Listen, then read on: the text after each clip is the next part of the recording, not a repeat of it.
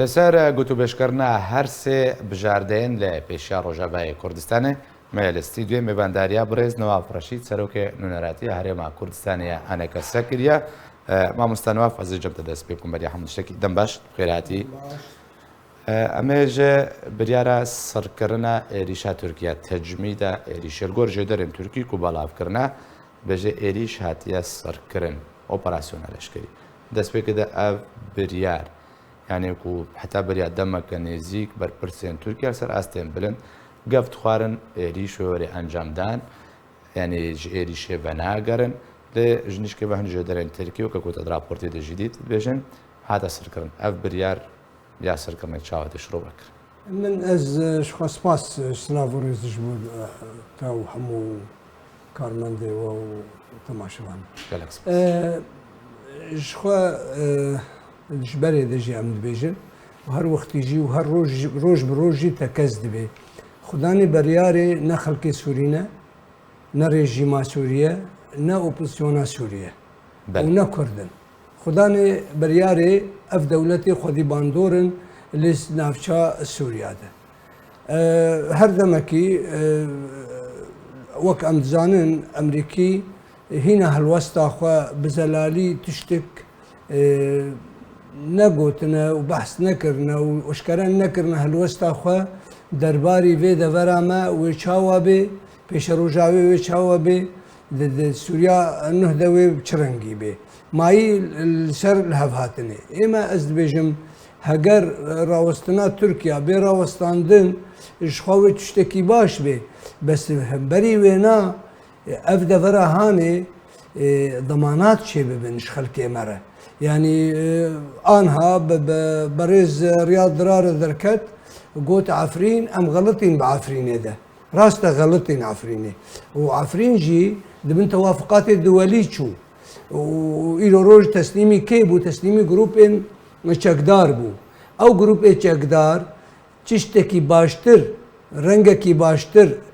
حکمداریک باشتر دستخلاتک باشتر جی ای بری خوا جپه تقدیم نکرن آنها خلق ما معنی پوشمانیش به و کا چاو دما وقتی به دجی العفرین بو خلق پوشمانیا خل رژیم دادانی لسر گو او قاس خرابی رژیم حبس و زندان و زیاتری نیوه ملت سوری بگشتی به کردی خو به عربی خو به خریستیانی خو به همو پیکاتی خو در بدر بویه بیجی خوزیاب وینا نبوانا آنا جی اگر ترکیه راوسته و اگر امریکا بمینه و اگر قصد بمینه دستلات ویده ورده یا رژیم بزیوره وید بن اریکرین و توافقا دولتا دبی او توافقا دولتا گرک پیره ایگو دبیجی من فلان در رادستی کرد گرک ببیجی که ضمانات چنن و آرامی چه بی و پیدویش یعنی توفیر ببین و دور پیچکرین خلاص ببی باشا ما مستنافزی بمسر ev bijarda êrîşa Tirkiye bû ku hatiye serkirin. Niha danûstandina bira PD û rejimê de çê dibin jêderên ragihandên belavkirin got ku demek nêzik de guhartin ji wê çêbin ya Rojavayê Kurdistanê yani her duh bû yan roja pêştir bû çar hacizên PD nêzîkî çargoşeya ewlêya qamiş tu hatina rakirin bi yekcarî. رێکەوتنا پێدێکگەل ڕژێمێ یعنی چ جۆرە ڕێکەوتنەکە گاوەکە ئەرێنیە بێژن نەرێنی سلبیاتین وێژ ئەرێنیان بهترن ینی ڕەنگە ڕێکەوتنێ و ئەنجامی وێر سەر دەبەرێ بچ ڕەنگی ڕێکەوتنە پێدە و ڕژیمێ ساعتێکی نەڕاوستایە ژلۆزدەی هەیوا هەفتاش 2012 حتانی ئانها بەس دەم دەمێدە جار ناژێ سارد بوو دەهاتە گەرمیە ایرو روز دما داعش هات و کماناف دولتی هات و جبو شر داعش بکی وان بکار آنین جبو بروانی و شر بداعش را بکن بو جی نرازی بونا رژیم وک ببیجی جی خو گوهرتنیا گاوک دیل چون آلی کیدن او نسکن یا نراوستیای آنا ایرو روز دەستپێک ئاوێ دەژیت دەما دەستپێکێ دەژی وەختا گو دەولەتا دەگوت و ئەمریکاشی گوت بەریا ئاناژی ئەمریکا گوت دەما سەرێکانیە دەژی گوت هەگەر پێدە بمینێ رشت سر هلوستا خوا زیده 5 کیلومتر دروی سینور در ناکوه و چالاکی خوا و کاری خوا و چشتی خوا دجی حکومت ترکیه نراوستینه و سرکانی هر کاشاو عفریجی سرکانیه چو ایرو روز آنها او بریارا دسپیکا و دما پیشی ده وقتی گوتن دویج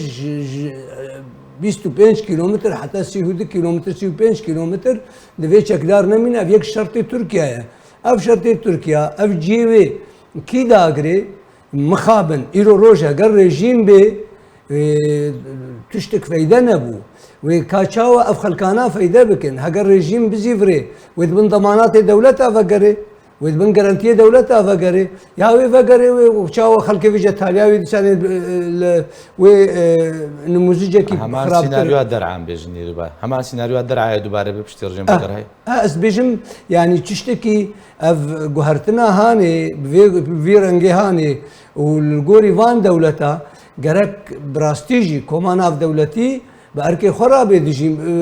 همبري ملتي سوري ده همبري ملتي سوري هاتيه كتيت سوكا بازار ده يقددي يكي بيتو ضماناته انا ريجيم بي وهكر چقداري تركيا بين وهكر بيدل وربي كا اف خلقايا ويكاربي بميني سر عرضا خو ايماي ويكاربي اف كسيغو اجدرفا بزي فريسر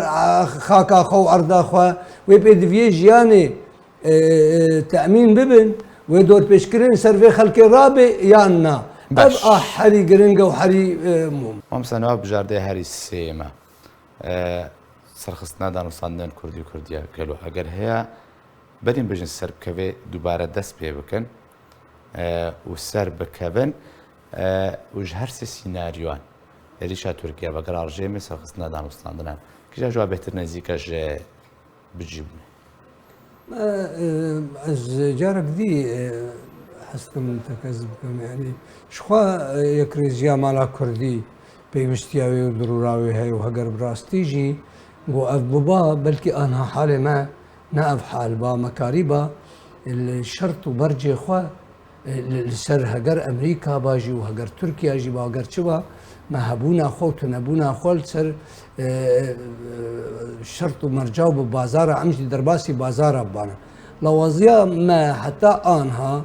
ام نكر تبازارا بكن دميني وكا زيادة رجالك امريكي جيد بيجن وريجيم جيد بيجن سرقو اوقاس تسليم واستلامه قول نابرا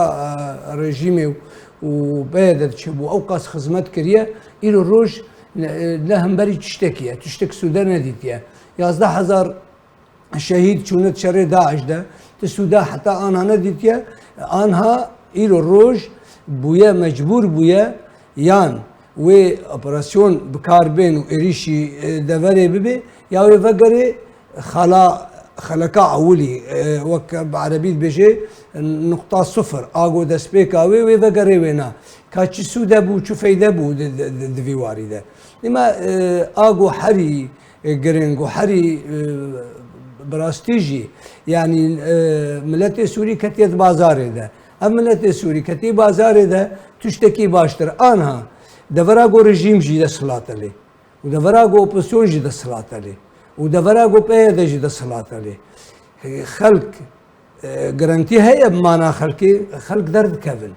زيدي 13 مليون خلقي سوري دركتيا تجارانتيتنا إيرو روج بيدا هري ورجيم بي باش وش فايدة بي يعني يكريزي جي شيء بي ودي ساني بمينت ده أف يكريزي ها شيء بي قوتك جبو أم كاربن براستيجي دانو ستاندنك وك سوري وك ملتي سوري كرد سوريا أم كاربن دانو ستاندني بجيران عربكن أم كاربن ركبتني بكن جبو خلقي خواب باريس جهر سي بجاردان كو سيناريوين أجر كري كيجا جواب ترى أجر كري ما مستم من نابين مثلا كردي ت شانسوي نما يجبرجو وقتي بيوستي هبو ضروره هبو امكاني هبو جوبه نبو يا انها بهتر دولت لسر از دبینم بهتر ئەوە ئاگو دەولەت سەرێ بازارێ دەکەن و ئەو ڕاوەستنا گۆ تورکیا ئانها وەلو برنگێکی موعقەت سۆز هاتیە دانژێرە گۆ پێدەش vê سینوری vê deverê derkevê û rejîm vegerê dibin serpereştiya Rûsya de vegerê di vê deverehanê de ez dibêjim yanî ne helle ne çareseriye di vî warî de ne çareseriye bes a bêhtir tê xuyanîkirin û rêkeftin ser bûye û erêkirinek dewletî heye ev sînaryoye ew jî tiştekî xerab e ji ber rejimê فقرا رژیمê ew bêhtir anha li ser rewê bes ew jî metirsî ew e xerabtir bibe ji ber got tiştekî baştir li devera rejîmê jê tirs heye rejîm bê vê je çi bike heyfa hilînê xelkê got berê peye dere bû heyfa hilînê wek çawa anha grupên çekdar heyfa dihilînin devera Efrînê û Serêkanî û Girê Spî û rejîm jî vegerê heyfa bigere dîsa xelkê beşê herî mezin êgo pêre êgo layîngerê wê wê bibînî ser vê dîsanê tu feyde nebû ne aramî çêbû ne pêdiviyê jiyanê çêbûn ne dorpêçkirin rabû heger ev tiştana bibe pêre bi rastî qanûnê dewleta temam bibe ewaya wê tiştekî gelekî baş